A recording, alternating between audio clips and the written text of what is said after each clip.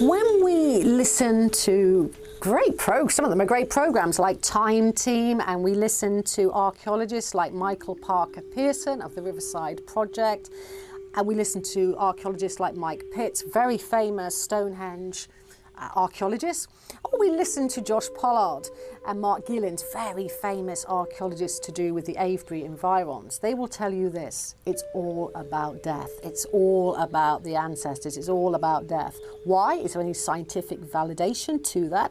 Well, yes, certainly they found some cremation remains at Stonehenge Phase 1. Although, even back in the 60s, one astronomer archaeologist said, but the ashes could have been added later. And incidentally, there was more women buried at Stonehenge than there were men. It was originally a goddess temple. So yeah, you have some physical examples of cremations and very rarely some burials, although they're the rare. But here's the thing, this is where Michael Parker Pearson, Professor Michael Parker Pearson, got the concept from his mate from Madagascar. Yeah? And his mate in Madagascar said, well, on our island, we still have a tradition where you put a standing stone as like a tomb marker, a gravestone. So if they did that in Madagascar, he projected that model onto Stonehenge and said, it's all about the ancestors and death. But if we apply that model and we look at a modern day church, we could say, yes, I have found lots of burials there. I've found skeletons, I've found cremations, dating back hundreds of years. It's all about death because that's what's physically left behind. No. We know the church was about beautiful ceremonies like marriage, christening our children into the Christian faith, if that's what we feel that is good for our children. And bells used to ring out at wartime. People used to be judged in churches. So for me, these wonderful ancient sites are not for the dead, they are for the living. So that these places with these earth energies could be used for oracle chambers, for healing. I don't know exactly what they were used for, but what I do know is towards the end of their phase, if you will, of the Neolithic, when it came to the Bronze Age crossover, round about 2700 to 2500 BC, the skulls of quite often long-skulled people, although round-skulled as well, were placed into these chambers along with their long bones and sometimes their vertebrae.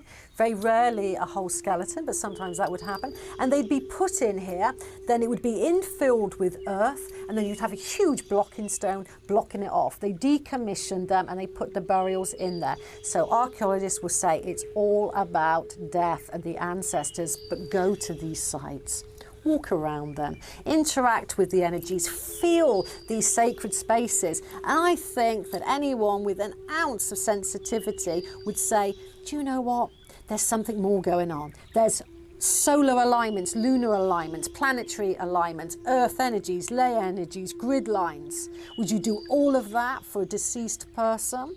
I think it was about a science, a metaphysical science from a very high sophisticated culture that goes way, way back to the Mesolithic period of 8000 BC, 10,000 BC.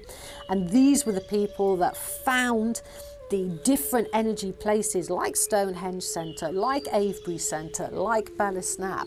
And there's an archaeologist called Tim Champion. And what Tim discovered was the meeting point of two aquifers, which they must have used water divining for that. They would cite very ancient settlement places or ceremonial places called causewayed enclosures above the meeting point of two aquifers. You're talking about master geologists. That is not happy chance, because what Tim discovered was not just one causeway enclosure of the ancient Neolithic high culture, not two, not three, not four, not five.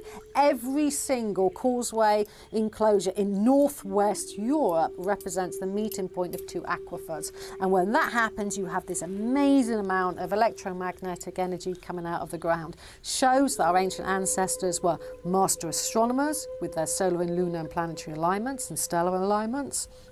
They were master geologists, fantastic mathematicians, and they realized something is going to give you long life. It's going to open up your chakras, open up your third eye if you live in harmony with the earth. It's easy to do. I teach people internationally on Skype and through my dowsing workshops and courses, and within 5 or 10 minutes I'll get you feeling water energies, grid lines and earth currents, and you will see Gaia for her beauty, for her energy system, and you will realize that by living in harmony and remembering what these ancient people did, we too can live in harmony with Gaia once more.